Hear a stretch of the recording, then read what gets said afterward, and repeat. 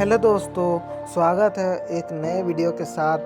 आज मैं इंग्लिश का इम्पोर्टेंट क्वेश्चन देखने वाला हूं। जो बीहाइव के पूरे सातों चैप्टर का हम आज क्वेश्चन देखेंगे और जो 3 चैप्टर बचेंगे मोमेंट्स के, जो आने वाले एग्ज़ाम पे, वो हम किसी दूसरे पार्ट में आपको दिखा देंगे। चलिए शुरू करते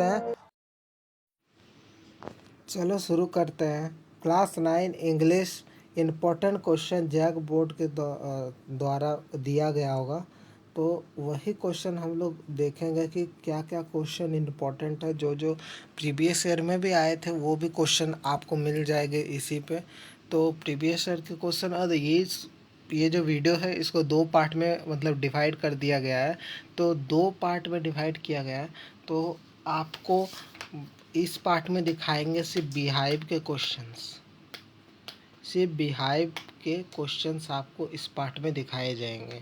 इसके बाद हो सकता है कल वीडियो या परसों वीडियो आए, बट आएगी, या हो सकता है अगले हफ्ते भी आ सकती है। बट पार्ट 2 का वीडियो जल्द ही हम लोग अपलोड करने के ट्राई में रहेंगे। अगले हफ्ते का जो प्लानर है, मतलब जो आपका रूटीन होगा, शेड्यूल होगा, वो आपको रविवार को अब दे दिया जाएगा। पोस्ट में देख लीजिएगा। और इस पीडीएफ का लिंक चाहिए तो आपको हमारे यूट्यूब चैनल के डिस्क्रिप्शन पे जाइएगा, तो देखिएगा कि उधर व्हाट्सएप चैनल का लिंक है और इंस्टाग्राम चैनल का लिंक है। तो उधर आप जाके वो ले सकते हैं और फॉलो भी कर लीजिएगा कि अदर अपडेट्स आएंगी तब आपको मिलती रहेंगी। तो लाइक सब्सक्राइब कर दीजिए, शेयर कीजिए सबको, और ये वीडियो से ज़्यादा शेयर कीजिए, क्योंकि बहुत जनों को फ्री स्टडी मटेरियल प्रोवाइड करना चाहिए, तो सब कोई करते नहीं है, तो मैं कर रहा हूँ, तो आप इसको ज़्यादा से ज़्यादा शेयर कीजिए। चलिए शुरू करते हैं। आप देख लीजिए, नोट कर लीजिए कि बिहाइव से कितने चैप्टर तक क्वेश्चन आएगा, मोमेंट से। तो चलिए स्टार्ट करते हैं। Beehive chapter 1, the fun they had. Objective question से शुरू करते हैं। When did Margie write the diary? Margie ने कब डायरी लिखा था, यही पूछा जा रहा है। तो आप सीधा सीधे आंसर में लिख के आ जाइएगा। 17 में 2157 जैसा कोई आंसर है वैसा लिख के आ जाइएगा। इसके बाद देखिए नेक्स्ट क्वेश्चन है, who found the old book? किसको मिला था ओल्ड बुक? आप शॉर्ट में लिखना चाहते हैं तो शॉर्ट में लिख दीजिएगा टॉमी, नहीं तो आप शॉर्ट में नहीं लिखना चाहते, थोड़ा लॉन्ग में लिखना चाहते हैं तो ये वाला आंसर भी लिख सकते हैं कि Tommy found the book in the attic. इसके बाद अगले क्वेश्चन की ओर चलते हैं। तो अगला क्वेश्चन है, होम डीड मार्गी हेट? मार्गी किसको हेट करता था, मतलब करती थी? तो she hated her mechanical teacher को हेट करती थी। चलो आगे बढ़ते हैं। तो मार्गी like the old schools, true और फॉल्स? मार्गी मतलब पुराने स्कूल्स को पसंद करती थी या नहीं पसंद करती थी? इट्स अ ट्रू, मतलब पसंद करती थी। चलो आगे बढ़ता है। Who is the author of the story? इस स्टोरी का ऑथर है एसिक एसिमोव। इस सब ऑथर का नाम आप एक दिन एग्ज़ाम से पहले प्रिपरेशन कर लीजिएगा, नहीं तो कॉपी में एक लाइन से सबका लिख दीजिएगा और चैप्टर का नाम लिख दीजिएगा, और उसको एक दिन पहले रिवाइज कर लीजिएगा, क्योंकि इंग्लिश हिंदी में ऑथर का नाम पूछा जाता है। ठीक है, आगे बढ़ते हैं। सब्जेक्टिव क्वेश्चंस की ओर चलते हैं। सब्जेक्टिव क्वेश्चन में पहला क्वेश्चन है, why did Margie hate her school? इसका आंसर होगा, because her teacher was a machine and she found it boring. Margie इतना बोलना चाह रही है इसमें कि मार्गी को इस मतलब स्कूल क्यों पसंद नहीं है, क्योंकि उस टाइम टीचर मशीन वाला था, मतलब मैकेनिकल टीचर था, इसलिए उसको पसंद नहीं था स्कूल। आगे बढ़ते हैं। How are future schools different from present schools? Future school had mechanical teachers but present schools have human teacher. जो फ्यूचर के स्कूल होंगे उस टाइम वो मैकेनिकल टीचर्स होंगे, और जो प्रेजेंट की स्कूल है उधर अभी ह्यूमन टीचर्स है, जो सबसे अच्छी बात है। Why did Tommy call the book a waste? Tommy ने उसको बुक को क्यों वेस्ट बोला था? क्योंकि because the words on the did not change like the screen books. जो वर्ड्स होते थे, जो मतलब अक्षर होते थे, कंप्यूटर में आप उसको एडिट करके कोई वर्ड को डी लिखा है तो उसको ई भी कर सकते हैं। तो वैसा बुक में नहीं था, एक बार छप जाता था मतलब छप जाता था, उसको आप चेंज नहीं कर सकते थे, इसलिए टॉमी को ये बुक अच्छा नहीं लगा था। इसके बाद क्वेश्चन है, why did Margie think old schools were fun. इसका आंसर होगा because children studied together and enjoy. जो पुराने के स्कूल थे, मतलब अभी के जो स्कूल हैं उसमें क्या बोलते हैं, उसमें स्टडी भी होती है और बहुत मतलब इन्जॉयमेंट भी होती है, और आगे का जब स्कूल होंगे उस टाइम कोई इन्जॉयमेंट का नाम भी नहीं होगा। इसलिए मार्गी ये बोलना चाह रही है कि उसको पहले के स्कूल पसंद थे, इतना ही है। इसके बाद आगे बढ़ते हैं। What is the theme of the story. इस स्टोरी की थीम क्या है। The importance of human irrigation of education. Education में ह्यूमंस की बहुत ज़रूरत है, यही इसमें लिखा गया है। इसके बाद सेकंड चैप्टर पे आते हैं, the road not taken poem में। चलो बढ़ते हैं आगे। इस पोएम के लेखक है, कवि है, ये पोएम है तो कवि बोलेंगे उसको। Who is the poet of the poem. Robert Frost. Robert Frost इस पोएम के कवि हैं, तो ये याद रखना, ठीक है। आगे बढ़ते हैं। Where did the two roads derived in a yellow wood. इतना बोल रहा हूँ, उसके सामने दो दो रास्ते थे, इतना समझ लो। इसके बाद इसमें तुम समझ लो, क्योंकि वीडियो बहुत लंबी हो सकती है तो मैं जल्दी जल्दी आगे बढ़ रहा हूँ। तुम चाहते हो तो इसका पूरा फुल चैप्टर एक्सप्लेनेशन सब चैप्टर्स का धीरे धीरे मैं कर सकता हूँ। तुम कमेंट करो, तुम्हें चाहिए तो कमेंट करो, मैं उस सब का, सब चैप्टर का एक एक्सप्लेनेशन वीडियो बनाऊंगा, और तुम्हें लिख लिख के भी समझाऊंगा, क्या क्या इंपॉर्टेंट नोट्स है वो लिख भी दूंगा मैं। तो उसको उतार लेना, बाद बाकी तुम्हें कुछ नहीं करना पड़ेगा, इंपॉर्टेंट पॉइंट्स को उतार लेना, बाद बाकी तुम्हें उसी को याद करके एग्ज़ाम हॉल में चले जाना। आगे चलो बढ़ते हैं। विच road did the poet choose. Poet कौन से रास्ते को चूज करता है। दी वन लेस ट्रेवल्ड बाय। मतलब एक भी, मतलब जहाँ पे एक भी गाड़ी गुजरी नहीं हो, ऐसा रास्ता बोल सकते, जंगल वाला रास्ता, वैसे रास्ते को चूज करता है। दी poet choose the easy road, true और फॉल्स। फॉल्स वो मतलब इजी रास्ता, मतलब जो एकदम इजी रास्ता था उसको चूज नहीं करता है, जो वही बोला जा रहा है। What is the poem about. इस पोएम से क्या मतलब, सीख क्या, मतलब तुम जाने क्यों हो, जानते क्या हो इस पोएम से, सीखे क्या हो। Choice in the life and there impact. तुम अपने लाइफ में कोई भी मतलब क्या बोलते हैं डिसीजन लो, वो तुम्हारे लाइफ को इम्पैक्ट डालेगी, तुम सही डिसीजन ले लिए तो। सब्जेक्टिव क्वेश्चन की ओर चलते हैं, चलो। पहला question, what is the central idea of the poem. इसका आंसर होगा, our future depends on the choose we make. ये इतना सेंट्रल आइडिया मैं पहले बता दे रहा हूँ, इसका मतलब होता है, तुम मतलब इसमें जो छोटी सी जो सीख मिलती है ना, वो एक लाइन में एक्सप्लेन कर दिया गया है, ठीक है। तो इसका मतलब हो जाता है, तुम्हारा जो फ्यूचर है तुम्हारे ऊपर डिपेंड कर रहा है, तुम्हारे चॉइस के ऊपर डिपेंड कर रहा है, तुम कैसे आगे बनोगे, ठीक है।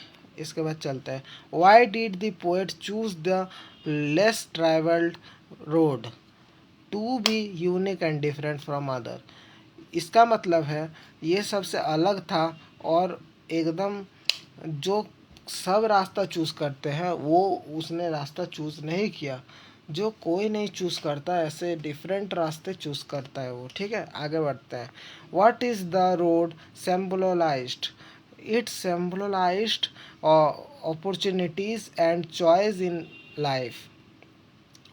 तुम्हें बहुत अपॉर्चुनिटी मिलेंगे, तुम्हें अपनी लाइफ को चूज़ करना पड़ेगा कि तुम अपने लाइफ को कैसे जीना चाहते हो। आगे बढ़ते हैं। Why did the poet feel sorry. Because he could not travel both roads. मतलब अपने को वो फील क्यों कर रहा है, सॉरी सॉरी सॉरी जैसा क्यों फील कर रहा था, वो उसलिए कर रहा था कि वो दोनों रास्ते नहीं चुन सकता, उसको एक ही रास्ता चुनना है, और कोई भी रास्ता गलत निकला तो वो फंस भी सकता है, इसलिए वो सॉरी फील कर रहा था अपने को कि मैं कौन से रास्ते में जाऊँ, ऐसा। ठीक है, चैप्टर 3 की ओर बढ़ते हैं, the sound of music. Objective में बढ़ता है, ऑब्जेक्टिव क्वेश्चन में। चलो बढ़ते हैं। पहला क्वेश्चन है, who was Evelyn jenny. Evelyn jenny कौन थी? डेफ म्यूजिशियन, जो सुन नहीं पाती है उसको डेफ बोलते हैं। तो वो सुन नहीं पाती, डेफ म्यूजिशियन मतलब होता है जो सुन नहीं पाती उसको, वो म्यूजिशियन थी। ठीक है। How did Evelyn sense music. वो कैसे, मतलब सुनती कैसे थी, सुन तो पाती नहीं थी, तो कैसे मतलब म्यूज़िक करती कैसे थी? Thought vibration in her body, जो उसके बॉडी में, मतलब कोई भी सितार बजाओगे या कोई भी इंस्ट्रूमेंट बजाओगे तो तुम्हारे बॉडी में एक वाइब्रेशन होता है। उस वाइब्रेशन से वो समझ जाती थी कि कौन सा धुन है या कौन सा गीत वो बोलना चाह रहा है। वो ऐसे गाना गाती थी और सुनाती थी। ठीक है, आगे बढ़ते हैं। Who made the Sanae famous.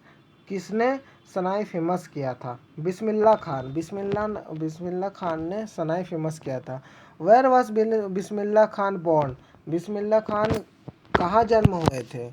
डुमरोन, Bihar. देखो, मेरे से कोई भी सेंटेंस मिस्टेक हुई तो तुम लोग मेरे को कमेंट में बता सकते हो कि ये सेंटेंस आपने मिस्टेक किया है, या आपका जो कन्वर्सेशन जो एक दो वर्ड में था वो गलत था। ठीक है, आगे आगे बढ़ते हैं। एवलीन वॉज ब्लाइंड, ट्रू और फॉल्स। ब्लाइंड मतलब, मैं पहले बता दूं, ब्लाइंड मतलब होता है जो अंधा होता है, जो देख नहीं पाता, उसको ब्लाइंड कहते हैं। तो वो ब्लाइंड थी? नहीं, वो ब्लाइंड नहीं थी। एवलीन ब्लाइंड नहीं थी। वो सुन नहीं पाती थी, डेफ थी, तब ब्लाइंड नहीं थी। सब्जेक्टिव की ओर चलते हैं, सब्जेक्टिव क्वेश्चन आंसर की ओर। How did Evelyn overcome her handicap. इसके बाद इसका आंसर होगा by seeing vibration instant of sound. ठीक है, इसका मतलब होता है वो साउंड को महसूस कर पाती थी, मतलब अपने बॉडी में साउंड को महसूस कर पाती थी, तो उससे लगता था कौन सा म्यूज़िक सुना सुना रहा है या सुन रही है। ठीक है, आगे बढ़ते हैं। Why is Bismillah Khan considered the parade of India. इसका आंसर होगा because he made the shehnai world famous. उसको, बिस्मिल्लाह खान को कंसिडर्ड मतलब बुलाया क्यों गया परेड ऑफ इंडिया में? तो उसका कारण है कि बिस्मिल्लाह खान वर्ल्ड फेमस सनाई मतलब मेड किया था, बनाया था। सनाई बिस्मिल्लाह खान ने बनाया था। ठीक है, आगे बढ़ते हैं। What challenges did Evelyn face? Deafness and discouragement from other, मतलब वो पहले से सुन नहीं पाती थी। इसके बाद सब बोलते थे तुमसे कुछ नहीं होगा, तुम म्यूज़िक नहीं बजा पाओगे क्योंकि तुम नहीं सुन पाती हो, तुम कोई दूसरा चीज़ में ध्यान दो। तो वो बोली नहीं, अब तो मेरे को करना ही है। मतलब सीधा, मतलब समझ सकते हो कि सब उसको, मतलब तोड़ रहे थे उसको अपने से, मतलब उसको गिव अप करने में मजबूर कर रहे थे, इतना समझ लो सिर्फ। Why did Bismillah Khan refuse the settle about? Because he loved India deeply, मतलब वो इंडिया से बहुत प्यार करता था, मतलब हम भी करते हैं। जैसे इंडिया इंडिया छोड़ के वो नहीं जाना चाहता था, कोई भी अदर कंट्री में वो नहीं जाना चाहता था। तो इसलिए उसने कहा कि मैं इंडिया से बहुत डीपली प्यार करता हूँ, तो मैं इंडिया छोड़ के कहीं नहीं जाऊँगा। आगे है, what lesson does the chapter give.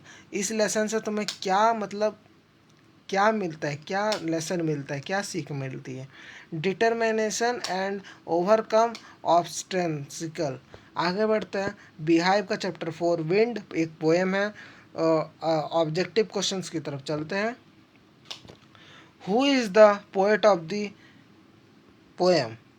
Subramaniam Bharati. Subramania Bharati इस पोएम की पोएट है। इस पोएम को सुब्रमण्यम भारती ने लिखा है। चलो आगे बढ़ते हैं। What does the wind break? Shutters and windows. मतलब इतना बोला जा रहा है कि हवा को कैसे रोक सकते हैं। तो शटर एंड विंडो, शटर मतलब जो होता है जो दुकान में ऊपर में शटर, उसको भी शटर बोलते हैं। और विंडो को लगा दोगे तो हवा नहीं आएगी, उसको ब्रेक कर दे सकते हो। What does the wind do to weak fires? It blows them out. आगे बढ़ते हैं। Wind help the strong people, true or false? जो हवा है, मतलब जो हवा है कोई स्ट्रांग व्यक्ति को हेल्प कर सकती है, यस। आगे बढ़ते हैं। What is the poems main teaching? तुम्हें क्या इस पोएम से तुम्हें मेन टीचिंग मतलब क्या सीखने को क्या मिलता है इस पोएम से? तो इस पोएम से ये सीखने को मिलता है, be strong to face challenges. तुम्हें तुम्हें स्ट्रांग रहना पड़ेगा कि तुम्हारे सामने कोई भी परिस्थिति आ जाए, कोई भी चैलेंज आए, तुम उसका सामना कर सकोगे। तब आगे बढ़ते हैं कि सब्जेक्टिव में, इस चैप्टर के सब्जेक्टिव क्वेश्चन में, what is the central idea of the poem? Central idea का मैंने पहले बोल दिया, उसका एक सीख जैसा होता है, सीख जो होता है उसको सेंट्रल आइडिया करके बोला गया है इसमें। इसका आंसर होगा we must be strong to face life difficulties. इसके बाद आगे इसका हम जो ये सब पढ़ रहे हैं, आपको इसका पूरा फुल रिव्यू वाला, एक्सप्लेनेशन वाला, सब चैप्टर वाला वीडियो चाहिए तो आप कमेंट कीजिए। और आपको इसका पीडीएफ चाहिए तो आप हम लोगों का इंस्टाग्राम चैनल या टेलीग्राम चैनल भी बनाएंगे 1-2 दिन के अंदर, तो उसको भी आप फॉलो करके रख लीजिएगा। सब अपडेट इन सब चैनल पे आएगी, तो इन सब चैनल पे आएगी, तो आप लोग एकदम स्टडी रहना। कभी भी कोई भी अपडेट आए, यूट्यूब के साथ साथ सभी जगह पे अपडेट कर दिया जाएगा, आप लोग जान पाएंगे। तो फॉलो करके रखना और सब्सक्राइब कर लेना चैनल को, क्योंकि लाइव स्ट्रीम भी जल्दी हम लोग करने वाले हैं। सब टीचर्स एक एक लाइव स्ट्रीम करेंगे डेली, और डेली तो नहीं हो सकता, शनिवार और रविवार आपका लाइव स्ट्रीम आएगा, बट आप लोग सब्सक्राइब कर दीजिए। सब अपडेट मैं आपको गारंटी देता हूँ, कोई भी जैक बोर्ड या एमपी बोर्ड से अपडेट आई तो आपको मिलेगी इस चैनल पे पहली अपडेट, ठीक है। चलिए आगे बढ़ते हैं। What happens to weak people in the poem? They suffer under the pressure of difficulties. इसके बाद होगा इसके बाद आ गया, What does the wind symbolized? Difficulties and hardship in life. Symbol क्या है, विंड का सिंबल क्या कहलाता है? Difficulties and hardship. Hardship, difficulties मतलब कठिनाई, हार्डशिप मतलब होता है मुश्किलातें, बोल सकते हो, लाइफ में चलती रहती है। What advertise does the poet give? इस मतलब क्या एडवर्टाइज देना चाहता है पोएट तुम्हें, एडवाइस देना चाहता है पोएट तुम्हें, ठीक है। एडवाइस देना चाहता है टू बी डिटरमाइंडेड एंड स्ट्रांग। तुम्हें स्ट्रांग रहना है, तुम्हें माइंड को डिटरमाइंड करना है, एकदम अच्छे से सख्त रहना है, अपना माइंड को स्ट्रांग करो, ठीक है। इसके बाद आ जाता है, what is the moral story of the poem? इस पोएम में मॉरल स्टोरी क्या है, मतलब सीख क्या मिलती है? तो इस सीख मिलती है, strength and determination help us success. तुम्हें स्ट्रांग रहना पड़ेगा, स्ट्रेंथ तुम्हारे अंदर रहनी चाहिए, जोशीला स्वभाव रखो, तुम उसके हेल्प से तुम सक्सेसफुल हो पाओगे, ठीक है। तुम पढ़ो, आराम से पढ़ो और फोड़ डालो क्लास 9 को, हमारे साथ पढ़ो, फ्री में हम आपको स्टडी मटेरियल प्रोवाइड करते हैं, तो आप लोग हमारे साथ पढ़िए, बने रहिए हमारे चैनल के साथ।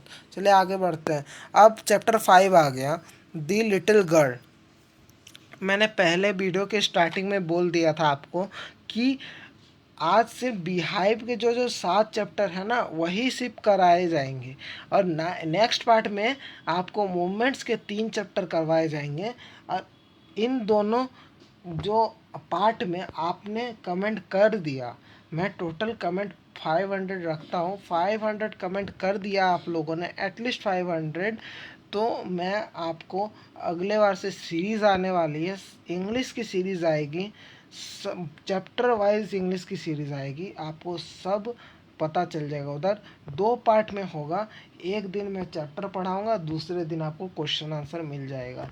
तो ऐसा करने के लिए आप दोनों वीडियो में 500-500 कमेंट कर दीजिए और चैनल को सब्सक्राइब करके, लाइक करके, बेल आइकन को दबा के शेयर कर दीजिए ज़्यादा से ज़्यादा वीडियो को। चलिए शुरू करते हैं, वीडियो स्टार्ट करते हैं इधर से फिर से। Objective question the little girl से, who is the author of the story? Katherine Mansfield इनके ऑथर है, मैन्सफील्ड। ये वाला नाम थोड़ा क्रिटिकल है, बट आपको याद करके जाना ही पड़ेगा एग्ज़ाम में, क्योंकि इधर ऑथर के सवाल कम से कम 2-3 आएंगे और 2-3 ऑथर के सवाल पूछे जाएंगे, इसके ऑथर क्या है तो आपको जवाब देना पड़ेगा। तो मैंने आपको स्ट्रेटजी बता दी। आपको कोई एग्ज़ाम से पहले मोटिवेशनल वीडियो चाहिए, कोई ऐसी इन्फॉर्मेटिव वीडियो चाहिए, कैसी वीडियो चाहिए आप कमेंट कर सकते हो और मेरे को बताओ अब मुझे कैसी वीडियो लानी चाहिए। तो मैं सबके साथ, मेरा जो यूट्यूब फैमिली है उनके पास से डिसीजन लेना चाहता हूँ, क्या आपको कैसी वीडियो रिलेटेड चाहिए, तो वैसी वीडियो मैं लाने के प्रयास करूँगा। और मैं लास्ट में बता दूंगा कौन सा सब्जेक्ट कौन पढ़ा रहा है, ठीक है, लास्ट में बताऊंगा। What was the little girl's name? Kezia. Kezia, ठीक है, उसको काजिया भी बोल सकते हो, कैजिया है ऐसे नॉर्मली, इसका मतलब प्रोनाउंसिएशन थोड़ा गलत हो जाता है, ठीक है। आगे बढ़ते हैं। Whom was Kezia afraid of her father? कौन केजिया जो थी किससे डरती थी? अपने फादर से, ठीक है। इसके बाद who advised Kezia to talk to her father? मतलब किसने एडवर्टाइज दी, किसने सलाह दी केजिया को कि तुम जाओ अपने पापा से बात करो, फादर से बात करो? तो किसने दी? हर ग्रैंड मदर जो उनकी दादी थी, उसने उनको सलाह दी कि जाओ, तुम्हारे पापा है, तुम डरो मत, जाओ, तुम्हें कुछ नहीं करेंगे। आगे चलिए। Why did father punish Kezia for tearing his paper? मतलब पेपर को फाड़ दिया था उसने और उसका पिलो बनाया था। आपको स्टोरी पता होगी, तो आपको चाहिए कि पूरा स्टोरी मैं एक्सप्लेन करूं, तो आप कमेंट कीजिए। आगे बढ़ते हैं, ठीक है। इसका सब्जेक्टिव के और जा आते हैं, ठीक है। चलिए शुरू करते हैं। Why was Kezia afraid of her father? Because he was strict and harsh with her, ठीक है। आगे बढ़ते हैं। मैं सब चीज़ समझा नहीं पा रहा हूँ क्योंकि बहुत लंबी वीडियो हो जा रही है, क्योंकि मेरे को 2 पार्ट में डिवाइड करना है। आपको सब कुछ समझना है तो आप मेरे को कमेंट कीजिए, जैसे मैंने बोला वैसे कमेंट कीजिए, तो मैं लाऊंगा वीडियो कंफर्म। हाउ और आपको सभी सब्जेक्ट में ऐसे सीरीज़ चाहिए तो आप लोग कमेंट कीजिए, मैं देखूंगा कमेंट। तो कमेंट देखूंगा तो आप लोगों को सभी सभी सब्जेक्ट का चाहिए तो मैं आपको ला के दूंगा, ठीक है। सभी टीचर्स मतलब तैयार हैं, आप बोल सकते हैं तैयार है कि सीरीज चालू करने के लिए। चलो स्टार्ट करते हैं इधर से। How did Kezia realized her father loved her? Kezia जो थी, कब उसको एहसास हुआ कि उसके पापा उनसे भी प्यार कर सकते हैं, मतलब करते हैं? तो when he consoled her after the nightmare। Story में तो आपको लास्ट में बताया गया था कि उसके दादी और उसकी जो मम्मी है वो हॉस्पिटल में गई थी और काजिया अपने बेडरूम में सो रही थी। तो क्या हुआ कि लाइट चली गई और नाइटमेयर मतलब था रात के समय आधी रात हो रही थी और उस टाइम लाइट चली गई तो उसके पापा ने मोमबत्ती लाया। ये सब स्टोरी बहुत लंबी है तो मैं आपको शॉर्ट में बता देता हूँ। उसके पापा ने नाइटमेयर के साथ जब था, तब वो जो नाइटमेयर था उस टाइम उसके पापा आए और उसको कैंडल जला के लाए और उधर उजाला कर दिया और उसको लपेट के सो गए, उसके साथ सो गए, तो उसको डर नहीं लग रहा था। आगे बढ़ते हैं। What role did grandmother play in Kezia life? She guided Kezia to understand her father better. उसके ग्रैंड मदर जो थी, उस मतलब क्या रोल निभा रही थी और क्या समझाना चाह रही थी कि कैजियास के लाइफ में। तो कैजिया जो थी उसका जो दादी थी वो ये समझाना चाहती थी और गाइड कर रही थी कि तुम्हारे फादर कितने बेटर है, तुम्हारे पापा कितने अच्छे हैं, ये समझाना चाह रही थी उनकी ग्रैंड मदर।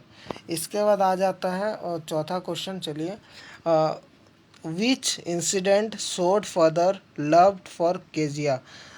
मतलब उनके जो पापा थे उन्होंने कब शो किया कि केजिया को भी लगा हाँ मेरे पापा मेरे को मतलब प्यार करते हैं।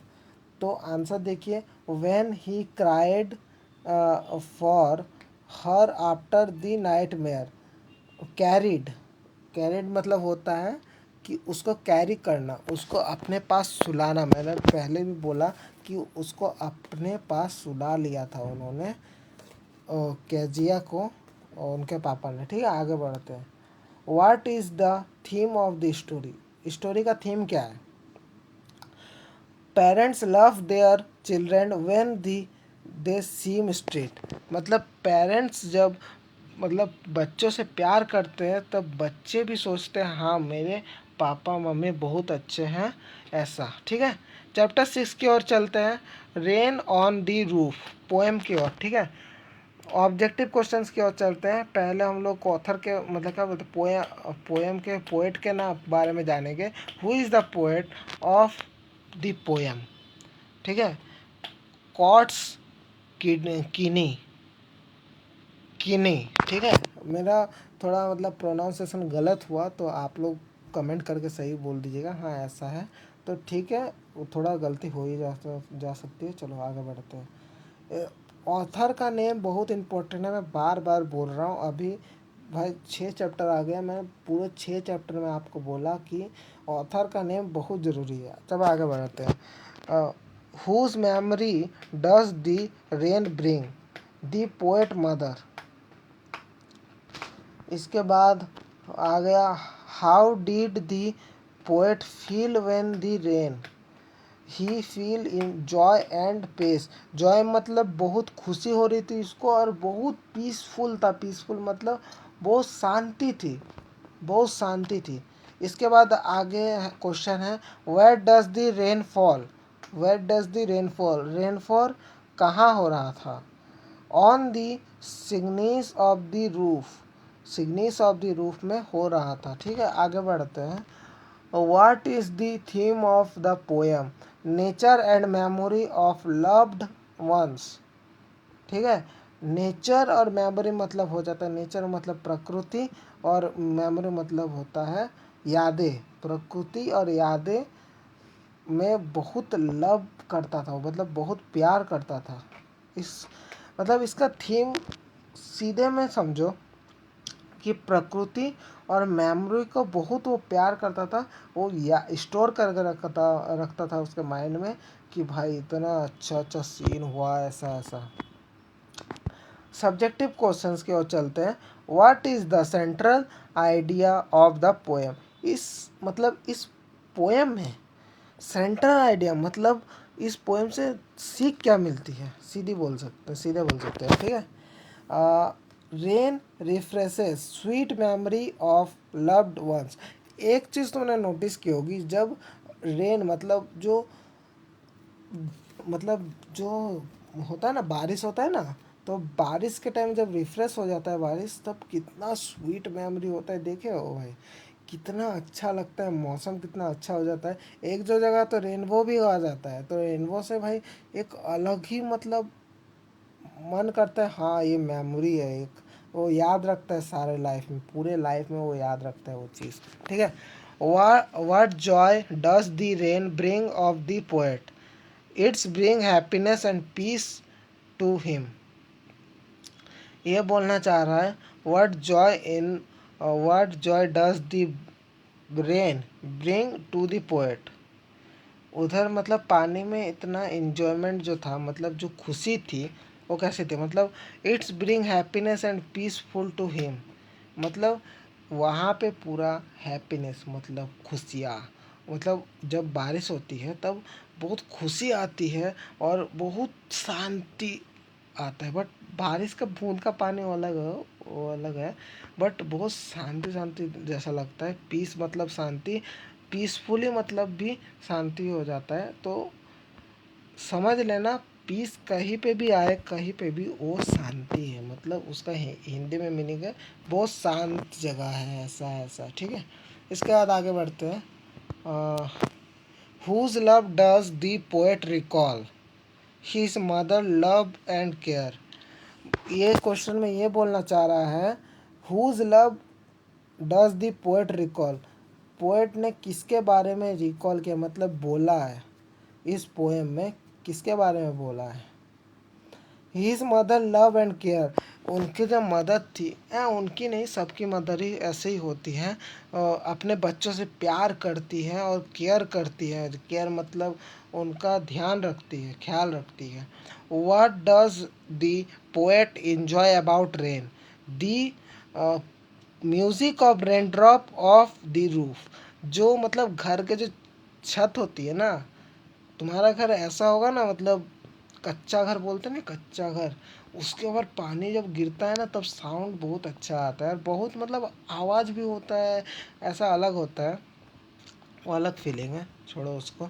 बट जब रेन ड्रॉप गिरता है ना, उसकी आवाज़ कितनी अच्छी लगती है, और तुम एक रेन ड्रॉप को स्लो मोशन में देखोगे ना, तुम्हें इतना अच्छा लगेगा। और बोलो ही मत भाई, बोलो ही मत। इसके बाद अगला क्वेश्चन है, how does the poem show a bond with nature. इस पोएम में नेचर के साथ क्या बॉन्ड दिखाया गया, क्या बॉन्ड दिखाएगा, मतलब संबंध क्या है। Thought the peaceful and emotional effect of rain. Peaceful मतलब हो जाता है शांति, और इमोशनल मतलब होता है, आप बोल सकते हो उसको कि अपना इमोशन पकड़ लो, अभी याद नहीं आ रहा। इमोशन और पीसफुल जो होता है ना, शांति और इमोशन वाला इफेक्ट आता है जब रेन होता है, जब बारिश गिरती है। चलो आगे बढ़ते हैं, बिहाइव का chapter 7, are truly beautiful mind. चलो बढ़ते हैं कुछ ऑब्जेक्टिव क्वेश्चन आंसर के बाहर, ठीक है।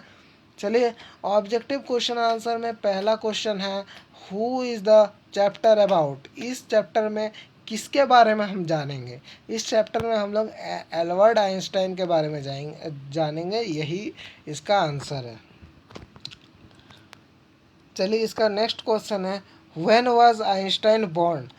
आइंस्टाइन कहाँ कहाँ पर जन्म हुए थे, कहाँ मतलब कब जन्म हुए थे, ये पूछा जा रहा है। इन 1879। और जब कहाँ पर जन्म हुए थे तो ऐसा पूछेगा, where was Einstein born. Einstein where मतलब हो जाता है कहाँ, और इसका मतलब होता है कब, कब जो मतलब दुनिया में आए थे।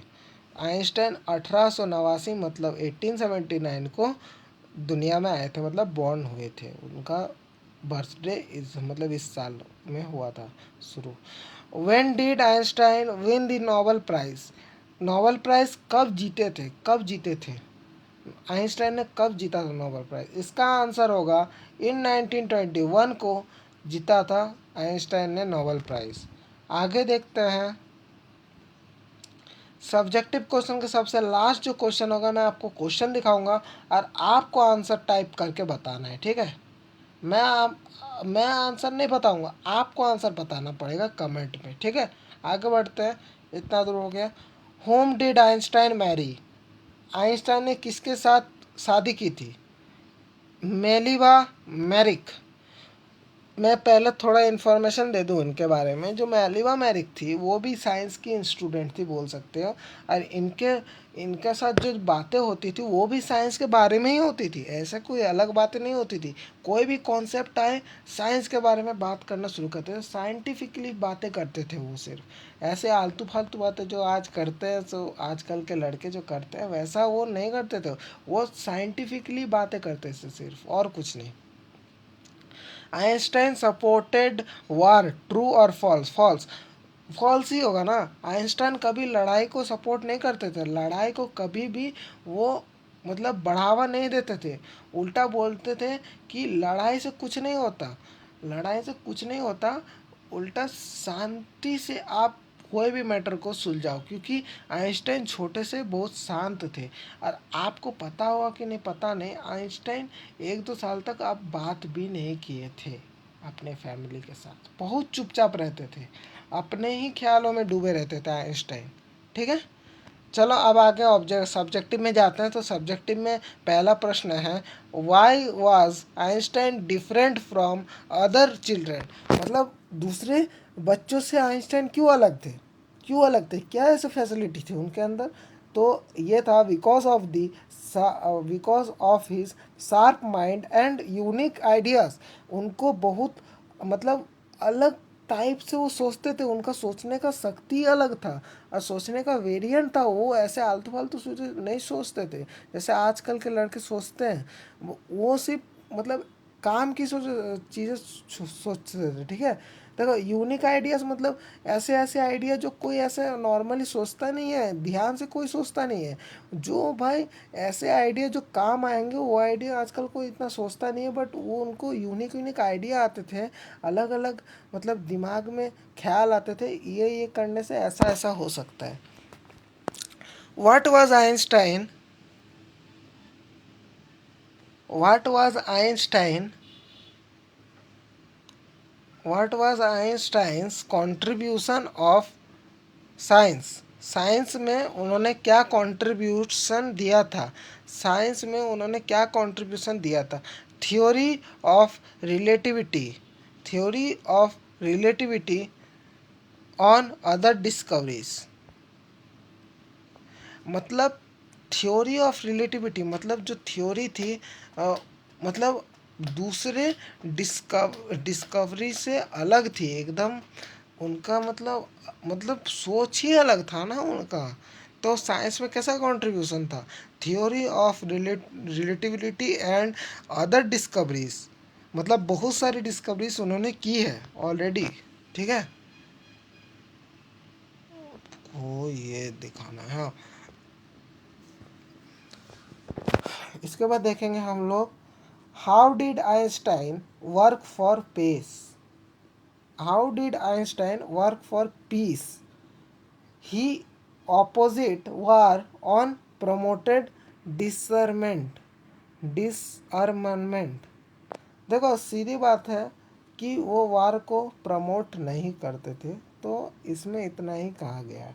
और नीचे वाला जो आंसर मतलब क्वेश्चन देख रहे हो आप, why is Einstein are role model, why is Einstein of role model, ये वाला क्वेश्चन का आंसर आपको कमेंट में देना है।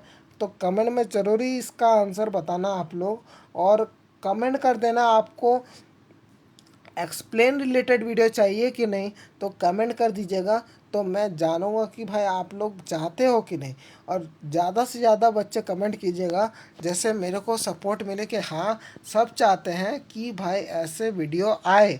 तो शुक्रिया, आज की वीडियो में इतना ही, कल हो सकता है एक दूसरा पार्ट भी आ जाए। और आपको बताना था, हाँ आपको मैं पहले ही बता दूँ टीचर कौन कौन से हैं।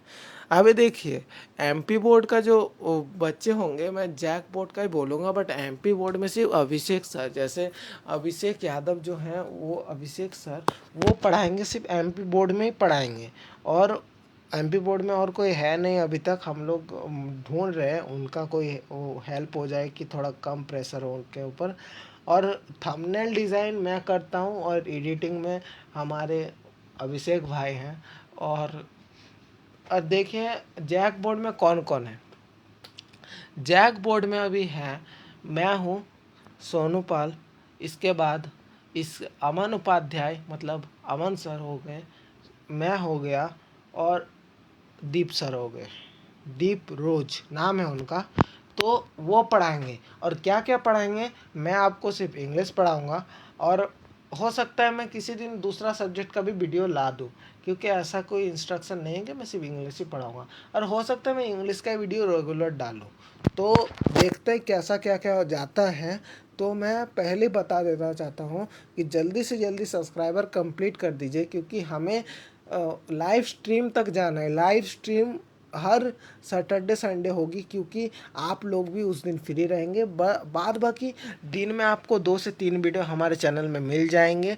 कोई ना कोई इन्फॉर्मेटिव या कोई भी इम्पोर्टेंट क्वेश्चन है लेक्चर एक्सप्लेन वाले, तो लेक्चर आप एक्सप्लेन वाले वीडियो देखना चाहते हो तो आप कमेंट कर देना।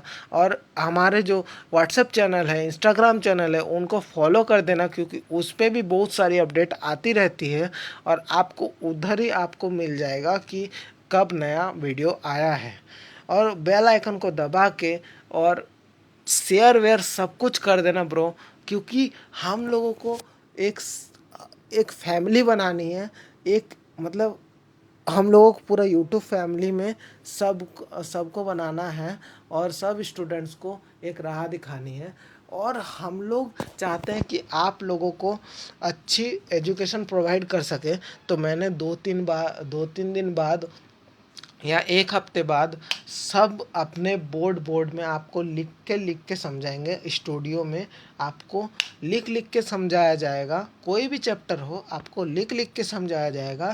तो आप लोग चाहते हो ऐसा हो तो सब्सक्राइब कीजिए जल्दी, क्योंकि हमें भी आपका सपोर्ट चाहिए, तब हम लोग आगे बढ़ सकेंगे। तो thank you for watching. Bye bye. किसी और वीडियो में मिलते हैं। Thank you. और इस क्वेश्चन का जवाब ज़रूर दे दीजिएगा। Bye bye.